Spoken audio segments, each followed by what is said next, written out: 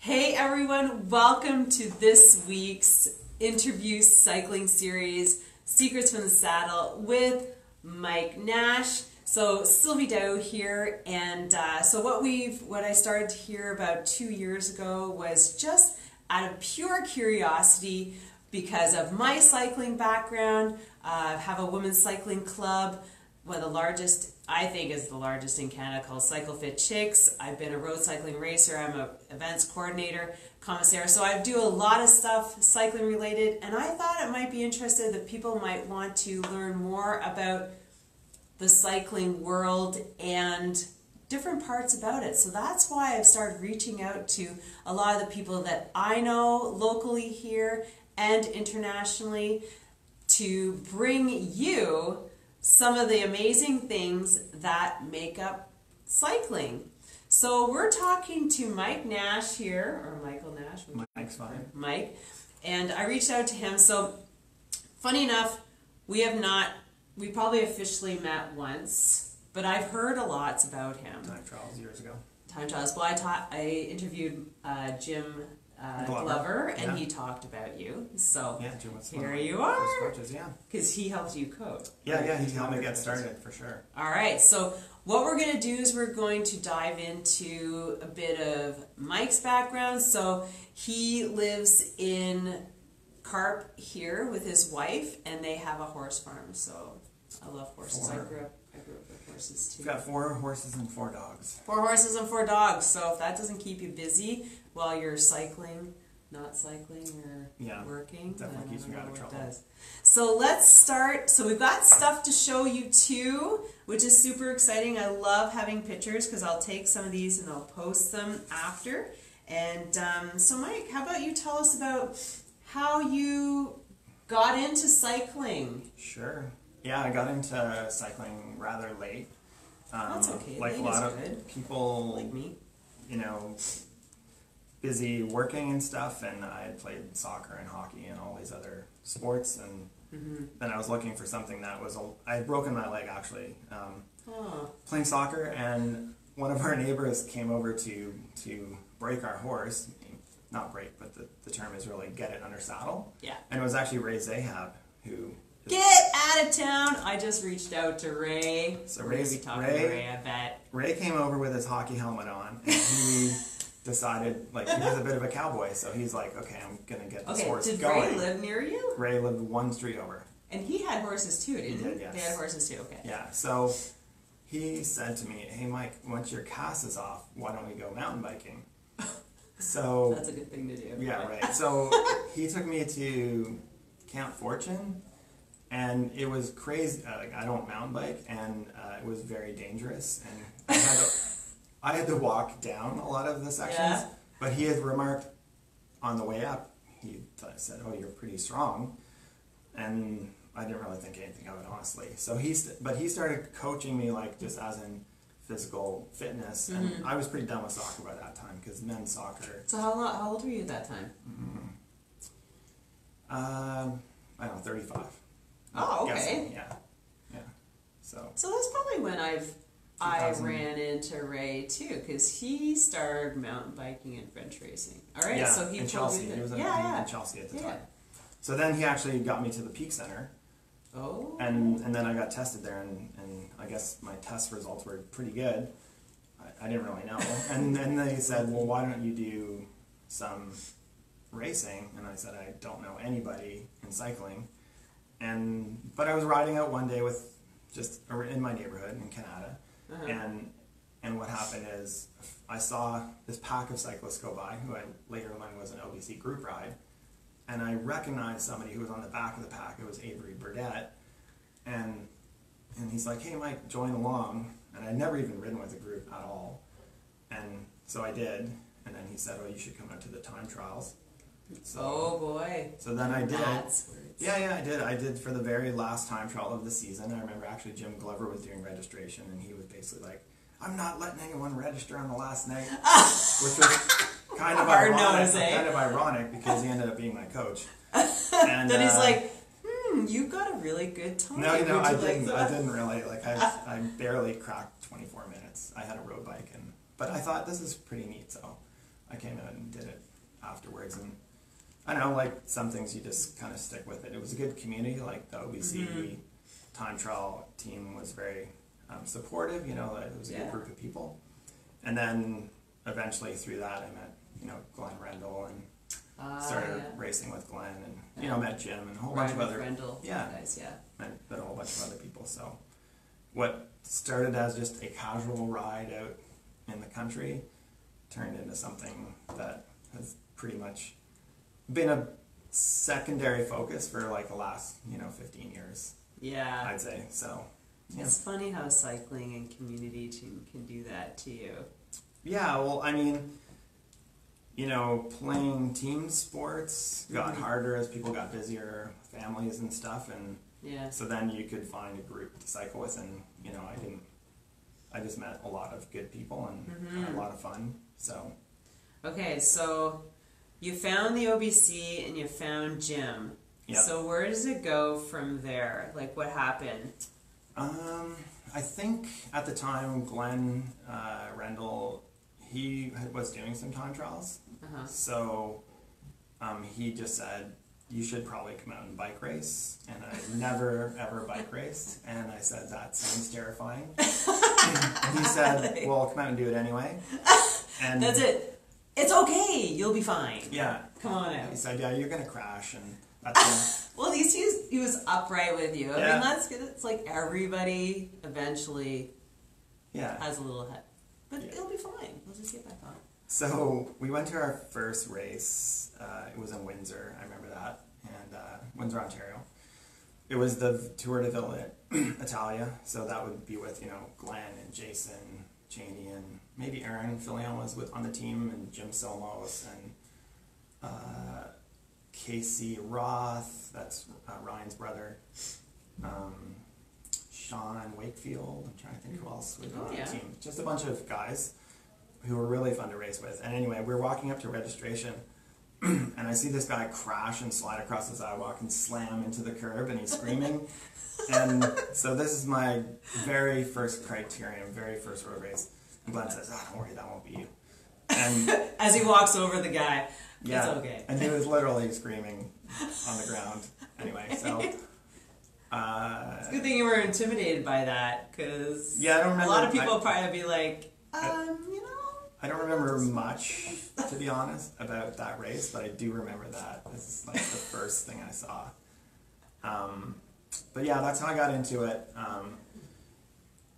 And I did quite a bit of racing with those guys, so we would race every, well, one summer it seemed like we raced every weekend. Yeah.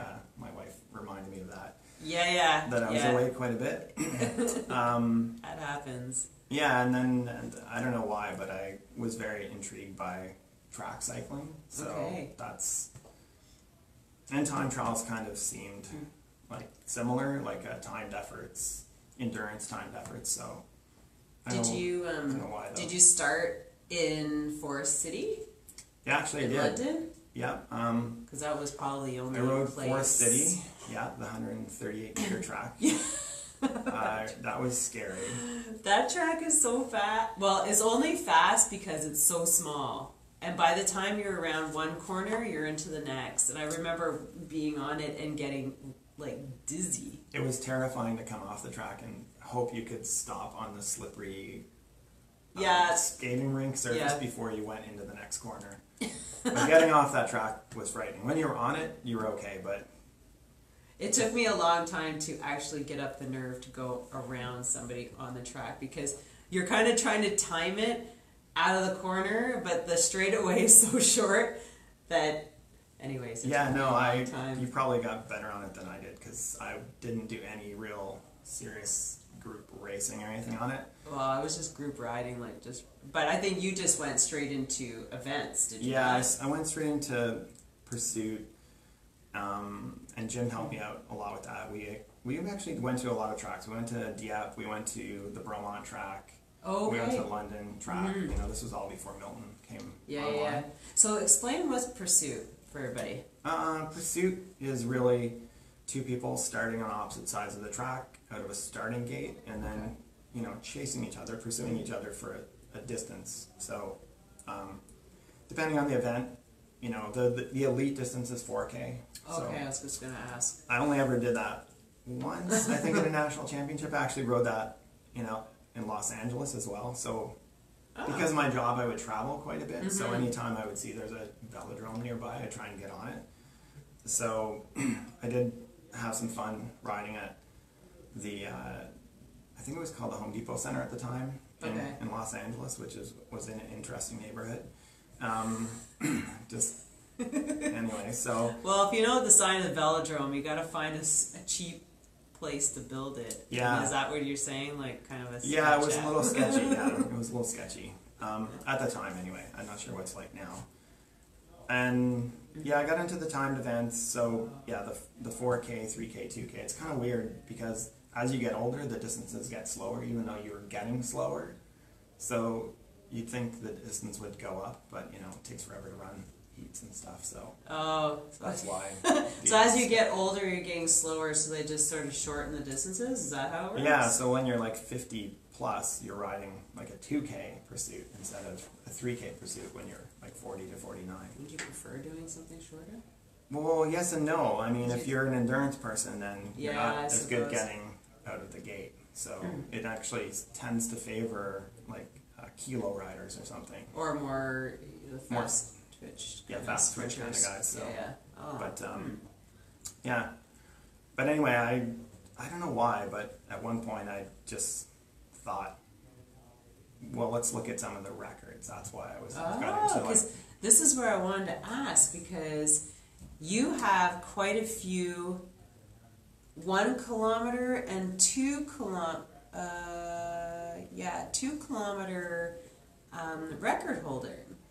Like you hold the record in. I don't think I hold that record in the one, but because I just would only ride that as a warm-up event. But yeah, like the 2K. The 2K, I have the Canadian record. And the 1 hour, you have to explain that too. Yeah, so the hour is really just that. It's basically you start from a starting gate and then ride an hour and just try and go as long as you can. As fast. Yeah. Yes. Go for as much distance. So yes, as fast. Okay, so it's distance in an hour. Distance in an hour. That's it. It's really simple. So I was attracted to the simplicity of the event, but I had no. And you're just by yourself, which is safer. Yes, it's safer, but yeah, I mean that's true. Yes, it's definitely safer. I've only seen one person crash in the hour, and that was when they were done. Getting off the track. Yeah. So you have some pretty impressive, I wrote down, oh no I didn't. Oh no I did. So the Canadian National 2K effort, you're at 52 kilometers an hour. Yeah, that's pretty fast. Well, yeah, I did. Yeah, that's pretty fast, I guess, because that's your average speed. So yeah. Yeah, I did that last year in Aguas Caliente. Yes, so this is it. You traveled to Mexico. Yeah. To go for this event. Was that planned, or was it kind of? Well, actually, that specific event wasn't planned. I was there to see if I could get better than my 2018 distance in the hour, which I wasn't able to do, but I did a couple hour attempts, and they didn't go that great. And then I thought, well, I'm here. I'm gonna do it. Well, I thought I would do a 2K just to kind of change things up a bit. Yeah. So, and as it turned out, yeah, I was able to set a new Canadian record. That wasn't really like an intentional thing. It just happened, and I was happy to do it because. Okay, so it's nice to have a good outcome. Yeah. So so there's always so you start the event and. Then at some point you're like, oh my gosh, I can actually possibly do this. So when was it in that 2 kilometers? Because I assume it doesn't take actually, very long honestly, to there do was that. no time in that 2 kilometers where Do you I said even think that? Really? No, I basically said. Was there a clock anywhere you could see that your times really? you could see your split times. I basically said I'm just gonna try and do 16-second laps. And hold on until the end. Till the end. Yeah, that's Still basically take it. a Because kilometer. I forget what the first lap was. It was crappy. Like guys like Brent Atkins, who helped me out with my starting. Yeah. Oh, he was there with you? No, but he had helped me out previously. Yeah. Sorry, I think it's Brent Atkins. I said Brent. And he still tells me that I could get faster if I would just listen. So James Brooks and Brett Atkins have both helped me with my starting, but they weren't there, and my starting was pretty crap according to them. So, but no, at no point did I think, oh, I'm gonna do this, because I didn't even actually know what the record was. I just that's probably, sometimes it's always better like that, and you're just like, oh. Yeah, I just thought I can probably hold this pace if because I was just comparing it to the hour record laps, and I figured hour record laps for me were, around 18 seconds, but I figured 16 seconds for 2K would be good. Not bad. A good time. So I always find that I have the best results when I don't have any like indicators in front of you. Like odometers, wattage, like anything, and you're just going based on feel. And I find that I get, just as my experience made, just like yours, you have a better outcome when you're not looking at numbers while you're trying you can't look at numbers while you're doing the hour record, so you don't have your odometer, you don't have a heart rate monitor, you just basically have one person who's beside you on the track. So I had my dad was there in 2018, which was great, and my sister was there last year. But you can't really go 100% on feel, because sometimes if you feel really good and you start too fast, which I did. So I did the hour record, I've done it 7 times, so I've had some you can't start fast on that. I've had some hits and misses, and I started fast in Milton when I had a bunch of friends came to help me, like Jason Chaney and Sean Gates and Jim Silmos, like they all came to help me, and I really stunk it up. So and I started too fast. You get excited and you think, oh man, I feel great. Yeah. And then 15 minutes later, you feel like, terrible. This and ain't it's gonna end well. Yeah, it's the longest 45 minutes of your life. Honestly, I would have got off the bike at any time there if those guys hadn't sacrificed their entire weekend. So, it's a little road trip for a friend. So what do you think, besides starting out too fast in the gate, that might have been a factor in not getting the numbers you're looking for? Not training enough. I think that's, I don't live near a velodrome, so the one thing I thought of, so Milton's, 450 kilometers from my house. Yeah, I know. And there's no velodrome in Ottawa, and we have Bromont, but then if it rains, you can't train. That's being covered, eh? Yeah, I know it's being covered, which is great, but it's still about the same distance, because you have to get through Montreal. So, and it's being covered, but I'm not sure, is it going to be completely covered? Yeah, it's going to be, I think they're starting this September.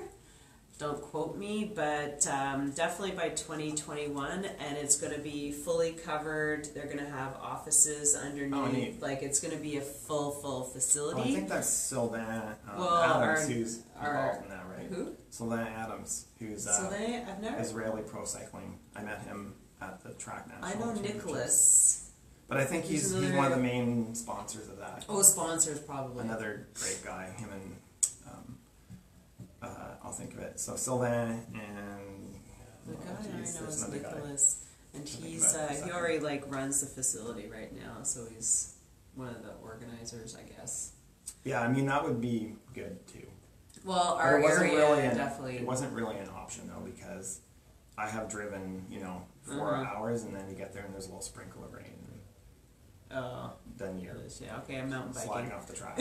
Mountain bike or road in the so training. What else?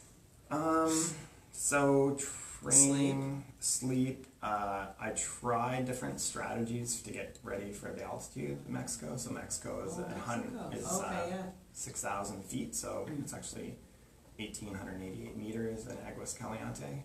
Oh, okay. So, the interesting thing is that you think you can... Did you get there early? Not the first time. I never got there early either time. But this last time I tried using a tent for sleeping in. Right. An altitude tent, which for me it didn't work that well. I think it's really tricky because you're more tired when you're sleeping at altitude. Right. So I was training at sea level, sleeping at altitude, which is, I think the literature would say that's the thing to try. So I did. So it didn't work that well, but from year to year it's pretty hard because the hour record, for anyone who's done it, they know there's like so many logistics, in terms of officials and track rental and everything. So you've got to be, I'll say, perfect on the day now. And you have to be on. Were you on your own bike? Oh yeah. Okay. And it has to arrive. Yes. So I think I saw a post or something. It'd be really nice to have my bike back. Yeah. Or is that coming home? That's coming home. So, okay. That doesn't matter. It doesn't matter as long as it gets home eventually. All right. Well, we've got a couple photos here. We're going to share. We're going to talk about it. Okay. So this one, we're going to take an extra. So I'm just going to bring this up. Okay. So pay close attention to his face, and then the guy behind, and then a little bit of the crowd. Is everybody in awe? All right. Let's talk about this. This is 2000. Where was this? It was at the Ford test track in Detroit. Oh. Sorry, not in Detroit. I think it's in Detroit. It's actually Ford. This is a car track? Yeah, it was a car track. It's an old Really? 1 mile track. Oh. Is it straight? It's an oval. Oh, okay. It's really like a 1 mile oval. Oh. And it was I love this guy's face behind him. That's is that ideal? You said it was Slide good. down a little bit. Sorry, is that good? Yeah. That's classic. That's like, oh my god. Yeah. And then Mike. Yeah, I think I swore at the end. I was so happy. Yeah. It was over. And that was that was kind of funny. That was my one and only ever road win. So this was a road race. It wasn't like a crit or. It was. I think they called it a circuit race because Okay. it was really a 1 mile circuit. I can't remember. And all those people on the sidelines, they were previously in the race. Oh. Because it was so windy that the brake lapped the field and they pulled the field. So there was only maybe 7 of us left at the end. Oh my gosh! Really? And they had time to change? Yes, that's how. That is how. How long it was? That's how long it was and how quickly things got out of control. Because there was about a 40 mile an hour wind on one section. So it was like a death march on one section, and this. So you down to a crawl, and then you It was so hard on one section, and then so fast on the other section. This is the fast side. Jeez, you just have to recover quickly on the fast section. Yeah. Before you get into the other. It was a funny day though because Jason Cheney, I still remember. I had been dropped about 10 times because I was pretty terrible at staying on a wheel because not being a real. I'll say bike racer. I wasn't the best in positioning. And Jason, as I was getting dropped for the very last time, he yelled something at me, and I thought he said, "Go through the pack," which I thought was crazy.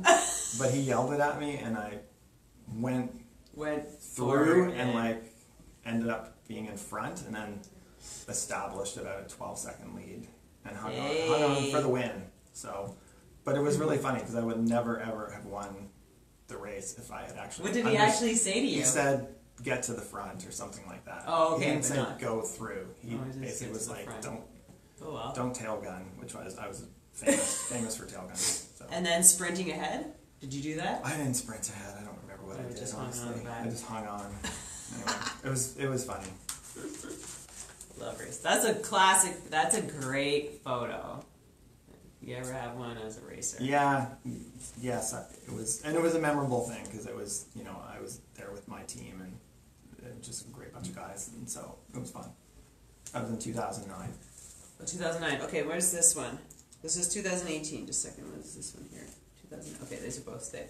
So this is you. Look at that, and the horses. Yeah, it was a very, very cold day. It was Well, it looks kind of warmer, Oh no, actually. it's like minus 20. It's like, take the jacket off and look like it's spring. Yeah.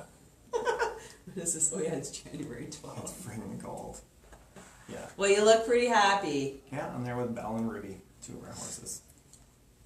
So this is from the Ottawa Sun, and so it's January 12th, 2018, so you can Google that and have a little read about Mike. I'll put a picture in there below. If anybody has any comments, please comment, or if you have any questions. And then we have this action shot, yeah, of Mike at the velodrome.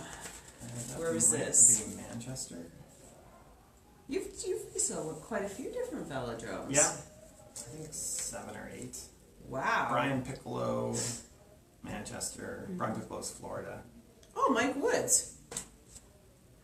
Yeah. Is that the same Mike Woods as? Yeah, the Vuelta, our local. Oh, Matt Duluth. There's so many good cyclists. Derek, Ed Van. Oh, Dale Mateo. Van. I'm literally looking forward to Derek and the team pursuit, hopefully at the Olympics if it happens this year. Okay, I'll tell you something. I stopped at Eurosports today, and guess who was there? Derek G. And John. Awesome. I was like, oh my gosh. Yeah, So they're great guys. So they were there, and I'm like, what? You buying another frame? Like, you need another frame, or for his race? And he said, so his dad's like, well, I promised Derek if he made the Olympics that I would buy him a bike, a gravel bike. I was like, So I'm like, what? You made the Olympics? Yeah, no, there's Yeah. really fantastic cyclists in the area. Oh my gosh, and those guys, like, anyways, they're, like you said, along with yourself, there's a lot of great cyclists. I'm nowhere close to those guys. Like, I'm fine for like my age. They're amazing athletes, those guys. Well, the thing is that if you look at John and you look at Ron, yeah, they all like super excelled in the last 5 years. Yeah, and they're in their 50s. Mm-hmm. Yeah, for sure. And they all like got a good engine. And had that they put this train, and then they just had like a stellar years, and there's no reason why you can't do that too and go back and just for sure. kill it some more. Yeah. All right, so there's an action shot on the velodrome in Manchester, and what do we have? Train in Ron and I would train in his garage. Oh, I've heard the Pain Cave. Pain Cave. I think everybody's got a couple of those. I've got, well, mine's not Pain Cave. I don't get. I'm only by myself, so it doesn't count. All right, so what's this? I think my most memorable win as a time trialist from 2008. Elite championship, so. Nice. And where was this? Is this Canada? Yeah, it's definitely in Ontario. So. Oh yes. So it's national. Yeah, it's OCA. So elite meaning, is that your age group, or is out of like open. everybody? Everyone. So that means you're... Yeah, I mean, it doesn't mean like the best of the best, to be honest. Like, okay, stop. No, but what I'm saying is there were good racers there. But you were the best. On that day, yes. Darko. So you beat out the younger boys. Well, Darko Fico was there, who was a legend in time trialing. So. And you just had to put the hammer down. Well, and just show him who's boss. I really liked Darko, and I haven't heard of him lately, but he was. You put him out of the game. I don't know about that. I think he had got injured doing the tour of Langkawi or something the previous year. Oh. Hurt his hip. So ooh. I don't know if I'd beat Darko on a good day. That's kind of, well, and Ryan Roth was there, but I think, again, not his best day. You know what? So. I had a race only like won that. by 8 seconds, so I was happy. 8 seconds? 8 seconds. That's a lot. So when you talk about, like, the top riders weren't there and you ended up winning, and you're like, what just happened? And you take a look around, you're like, I know why that happened, but I'll take it anyways. Cause yeah, no, I mean, it's still a special thing. That happened to me. It wasn't a national championship, but... Well, that wasn't either. Oh. Well, I mean, it was a provincial championship. Mine was at, down in,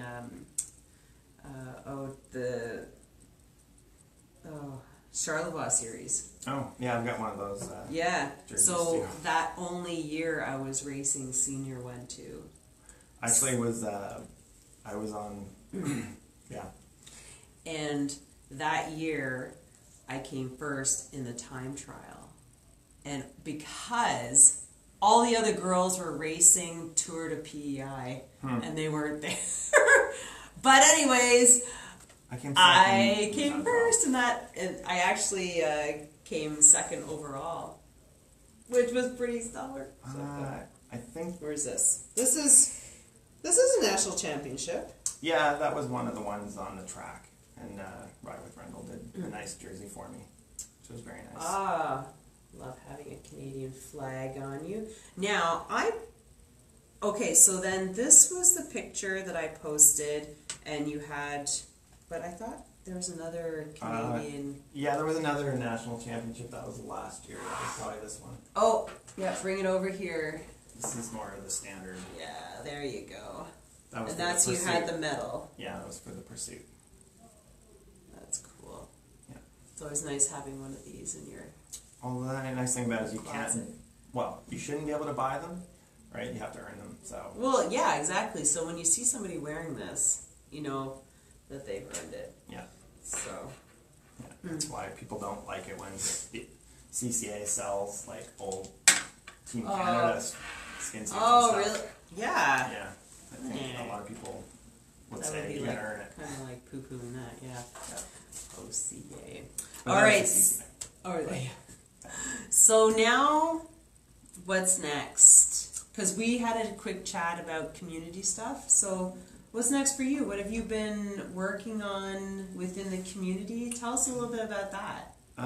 Yeah, so after doing the hour record for the last 3 years, I had said to my wife that I was going to take a year off. She's happy with that. Yeah. So are you her Sherpa? Well, I mean, with the horses, yes. Yes, that's what I mean. Like, Yeah. does she compete like in horses? She competes, in horses. So, I just take care of the dogs and the farm. You don't drive? No, I do drive, but I don't drive for that. Oh, okay. Other people drive the horses, but so a couple things, I guess. The trips for kids, I've been on their board for a long time. Yeah, so tell us a little bit about that, because that's local to here, right? Yes. And how and what is that? So Because I've heard of it too. I don't know so too Trips for much of Kids it. is a charity to get kids who are underprivileged or don't otherwise have the opportunity on bikes and have them out. Is that just mountain biking though? It is just mountain biking and some snowshoeing as well. Oh, okay. So that all started, Kat Weaver, who's in Bell's Corners, was doing a program on her own, completely solo, and I saw a small news item about her, so I contacted her and just asked if there was something I could do to continue to help grow her organization. Yeah. So went from her, I mean it still is 90% Kat. Well, I shouldn't say that. There's lots of volunteers. Yeah. Lots of volunteers. She The has like visionary, 160 bikes, I think, now. So That's great. So those bikes, they rent out to kids, or how does that work with like 160 bikes? They giving out 160 bikes? So what happens is they organize rides at schools and events and locations, and then kids get to use those bikes as part of the event. Trips for Kids is a larger organization out of Marin County, California. There's a bunch of chapters everywhere. Oh, okay. So this isn't just created here. She's kind of brought it to Canada. Yeah. So when I was first talking to her, I'm like, well, let's look for a similar organization with like a built-in model. Yeah. So you can have operating procedures and volunteers, and you can just kind of follow an existing tried and true model. Yeah, I think that's great. Yeah, so it just made it logistically a lot easier instead of starting something from scratch. Seriously, that's a great idea. Yeah, and I mean, I to be honest, I do very little. Like I had some involvement and I go to the board meetings when I remember, and I. Hey, Mike. And yeah, exactly. That happened last night, actually. Ping. Yeah, What? oops. So anyway, I go to the board meetings and there's just tons of volunteers, and it's a good group. They deserve a lot of community support, because I think people forget. You know, a lot of us are very fortunate, and you forget about people who are less fortunate. You know, and it's good to do something for other people with, you know, nothing in it for yourself. So I think that's a really nice thing about that organization. So then those bikes travel to schools for kids. Is that how it So works? what happened is, like 3 years ago, I think, we wrote up an Ontario Trillium grant. Yeah. And we were trying to establish a new operating model where we could keep like shipping containers on site with bikes securely locked in them, so that we could have, it would be a little easier to have the programs, like a little bit more turnkey. Yeah. So that's what happens today. There's not a lot of bikes being ferried around. Okay. There's like different locations where different schools with access to trails. Okay. So that's where they put like the containers the and then run the programs out of there. Oh, okay. And then also things like the Dave Smith program and other programs in the city. Oh. Yeah. You're a good resource to know. Well, Because I might need you.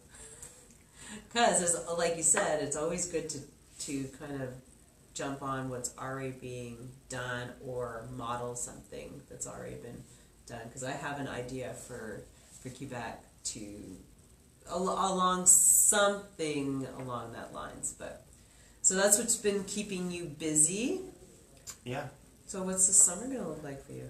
I'm gonna ride with friends. I'm still semi-training, but I'm not following a real training program this year. You know, I'm gonna see if I can still be decent in time trials. But For the OBC? yeah, but I don't know. Just one's either that or the Elmont Bike Club, who have like a fantastic course out this way, and they were a huge help in, you know, me getting ready for all the hour records. So a little bit more volunteer work, some gravel rides, riding with friends. Crits? No real plans. Like, I mean, yeah, I mean, They are in the city now. They're not close to you anymore. I will say that I will ride crits like I always do at the very back. So Well, it's nice because, well, it might be, you know, because now it's different, right? You got 8 points, 8 corners, so there's a lot of turning right and left, which usually is just one directional. yeah. Oh, you're talking about the one at Tunney's Pasture? Yeah, Tunney's. Yeah, I think Glenn and Jay organized that one. Yeah, that was great. Yeah. I I didn't go to that one. I went to the one out here in Carp, which was basically the I know, I heard about that. I'm like, I'm not going there. big oval. Oh my But yeah, it's good. I mean, it's good after Ross McKnight ran, you know, the NRC crit series for 20 years. I mean, people would start to realize, wow, that's how much work that was. Yeah, and also the need too. I know it was a lot of work, and you know, when he gave it up, it was people like, who's going to take it on? Yeah. But it's definitely kind of a need in this area for stuff like that. Well, especially as a way for people to get introduced to racing. I remember, you know, I just remember Mateo and actually Mike Woods both being in those race series. Yeah. As well. So Yeah, look at them now. yeah. Well, look at Mike. I'm not sure where Mateo? Mateo's. He He was riding with a U.S. company. They had orange jerseys. Oh, geez, can't remember right now. it's not. Name slips my mind. Oh. But I'd seen him in the Tour de California last year, so Oh, cool. he's still He's still out riding. I remember driving with him to actually Charlevoix, which was actually that event, and we dropped him off with his teammates, and I just remember stopping at the gas station. He comes out with this thing of the iced tea and a bag of Skittles, and I'm like, is that what a semi-pro racer eats before you ride? I was like, couldn't believe it. whatever works for different people. I've seen some strange stuff getting eaten. Yeah, I could just imagine. So, you're moving along, you've got your summer planned, and I just want. Do you have anything more in your your basket over there to show us? But so I just want to thank you so much for doing this and coming on, because like I would always heard about Mike Nash. Nothing special. Mike Nash. Maybe it's the name. Yeah, Nash is an easy name to say. Yeah, Nash. Yeah. So like that. it was always like, so now if I come out of the time trials this year, I might see you. Yeah, I mean, I'm staying most in the West End right now because it's so close and the course is great. That's the only thing I can say. I can encourage people to come to the Almont course. Where is it? It is just outside of Almont, at the old town hall, Tadlock Road. Yeah, it's a great course. Actually, how long is it? It is 15K.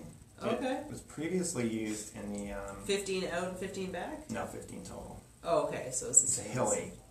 Ah. So it's much more challenging than the OBC. So, Mr. Course. Nash. Yes. I have an FQSC time trial on the calendar for July 12th. That's a Sunday. Yeah. And it's from the Tulip Valley to Wakefield and back on the 105. Closed roads. It's not closed, but there's nothing going on. Okay. But it's a hilly course, so you'll love it. And I'm the organizer. I'm bigger than most. The guys who really love the hilly course are the smaller racers. I don't know. But anyways, you're gonna have to come out and represent. I'll check as long as Donna doesn't have a horse show. Because I'm definitely on the. You're on stay at home on the lake. But this is local. So yeah, you don't I know, have to travel very far. I know, but if there's a horse show, anyway, I'll try. Okay. All right. Well, I want to thank everybody for joining us today and getting an insight to Mike and his career in cycling and how it continues to evolve. And before I go, so one little piece of advice for somebody, like, because a lot of people think that they have to, either start cycling early if they want to get into like what you did, like competition or track. Like, what kind of like one piece of advice would you say to somebody who's just looking at getting into cycling and maybe moving into some competition? Well, finding a club is usually a great start. Don't be shy. Introduce yourself. Cyclists may seem standoffish, but as soon as you ask, we're and nice. they love to give advice. So excellent. I think people are very generous with their advice in the Ottawa area. I've benefited greatly. Hopefully, I can give back to you. Yeah, well, you have a lot of great people around you to get you to your goals. So, with that, thank you very much, and don't forget to subscribe to my YouTube channel so that you're catching all these amazing videos, interviews as they come out live on my channel, and so you don't miss anything. Take care and have an amazing evening or day.